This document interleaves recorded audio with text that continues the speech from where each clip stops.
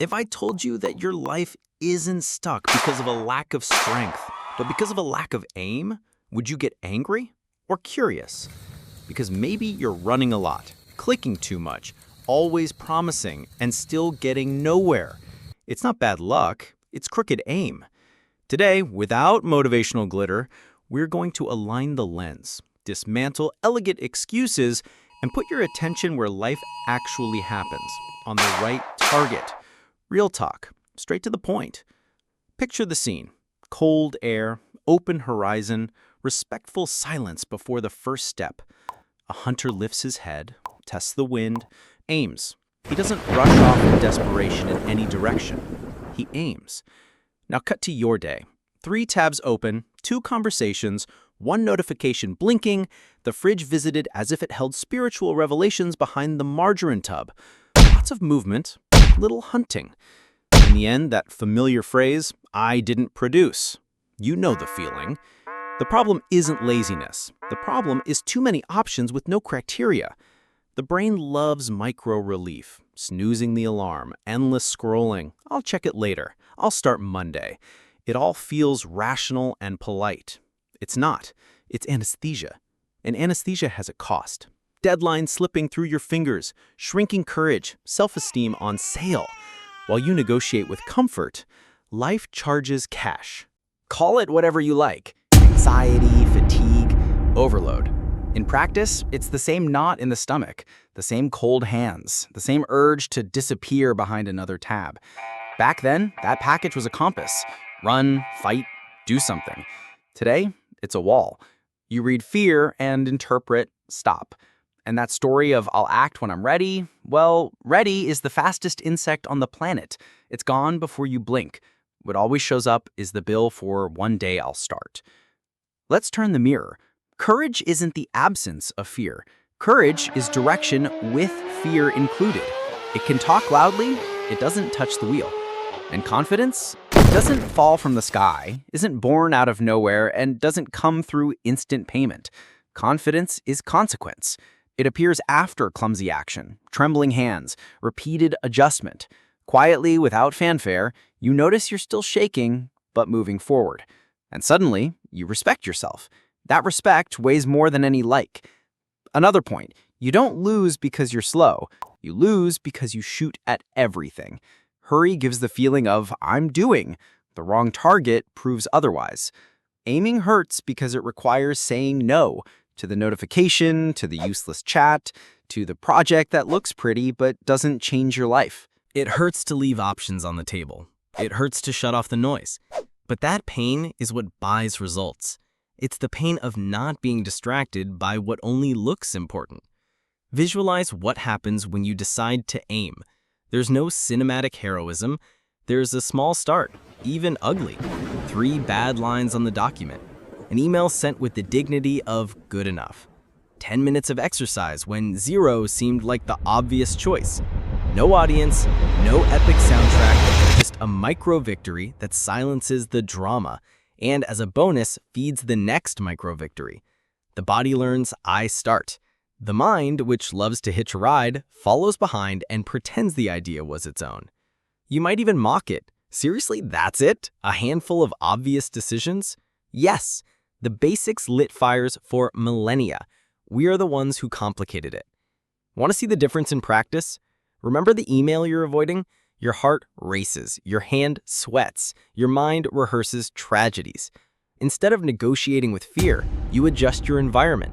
Phone away, desk tidy, water bottle nearby, document open. Write badly, fix it, send it. But it's not perfect. Perfect is the most expensive excuse in existence. Perfect delays. Sent transforms. And when your mind whispers that you missed the timing, check the horizon, not the clock. Those who aim at the essential don't live by schedule. They live by direction. If today you put energy into what carries the rest can handle it. And if it can't, maybe it wasn't that essential after all. If everything is urgent, nothing is. The point of the target doesn't move just because the world screams around it. You may still think you need a magical push of motivation, that only when the will arrives you'll flip the switch. That someday enthusiasm will fall from the sky in 4K with a soundtrack and pretty filter. Newsflash, motivation is an old phone battery. It dies at 2% when you need it most. What works is the opposite. Movement first. The body takes the first step, the mind accepts it's already started, focus appears as if it was always there. Results pull respect. Respect pulls continuity. It's a cycle. It doesn't need to be glamorous, it needs to be repeated. It may hurt to admit, but too much comfort makes you soft. The cushioned chair demands less from you, and curiously, charges more. The couch promises peace and delivers moral hangover. The pizza warms the stomach and cools the word you gave yourself. It's not about demonizing comfort. It's about putting it in its proper place. Comfort is reward, not routine. Campfire, not cave. You rest to hunt better, not to forget that hunting exists. Want a simple image? Imagine your life as a hallway with doors. Straight ahead, the door of what matters. To the side, dozens of doors with flashing lights. Come here, it's quick. You enter one, laugh a little, post something, comment, ask for 5 more minutes. When you return to the hallway, the main door is still there, but you're more tired. Each quick break drains a little strength. At the end of the day, the key is still in your hand, and the hand trembles. What changes the game isn't kicking the door. It's turning the key with a trembling hand. Simple, ugly, final.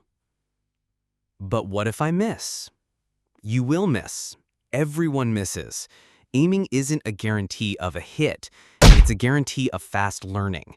2 clicks left, half a degree up. Try again tomorrow. The hit arrives shyly, like the sun rising behind the hill. And when you notice, there's a trail of marked targets behind you. It wasn't luck, it was elegant stubbornness. It was refusing the polite anesthesia of someday. It was treating self-respect as a daily goal, not as a happy accident. You might complain that all this is too basic. It is. That's why it works. The basics don't get likes, but they keep the fire burning. The basics don't impress, but they feed the tribe. The basics don't trend, but they cross generations. And yes, they require a kind of silent courage that doesn't earn applause. The reward? A peace that feels like dignity. Because at the end of the day, while the world makes noise, you can say without stuttering, I did what I promised myself. Remember our callbacks. The fridge doesn't hold purpose. The horizon does. The notification doesn't steal your courage. You give it away when you treat it like law. The spear may shake. Your hand decides. The couch calls. You answer after honoring what you said you'd do. Ready doesn't arrive. 3 lines do. Fear isn't a judge. It's a GPS pointing to where life demands presence. And presence is a choice you renew unseen. When life hits hard, and it will, the game changes in scale, not in rule. On those days, there's no mammoth. There's fire. You shield the flame with your hands, even if the wind laughs in your face. It's not about beating the world. It's about not abandoning yourself. 3 lines, 1 cent, 10 minutes of body, a fire lit for the one walking with you. You didn't prove anything to the planet. You proved to yourself you're still in the game, and that small proof sustains the rest. Look at your today. If it depends on algorithm moods, perfect weather, and spontaneous will, your tribe, your family, your keem, your self-esteem goes to bed hungry. You don't need heroism. You need kept word. You need aim. You need small, indisputable acts. The kind of act that changes a biography without asking permission. In the end, life won't ask how many times you felt inspired. It will ask how many times you acted without being inspired. It will look for quiet evidence. An email sent when your hand trembled, a page written without poetry, a no said without drama, a cold shower without a headline, a short workout that beat 0. Small arrows, marked targets, prey in hand. Keep this to closing your eyes. Eyes on the horizon. Aim at what matters. The world will scream. The notification will blink. The hand will tremble. Good. Sign of life. Hunters tremble too. What they don't do is come back empty-handed. Today, you aim. Today, you go. And when the fire lights, you'll know. It wasn't luck. It was aim. It was presence. It was you.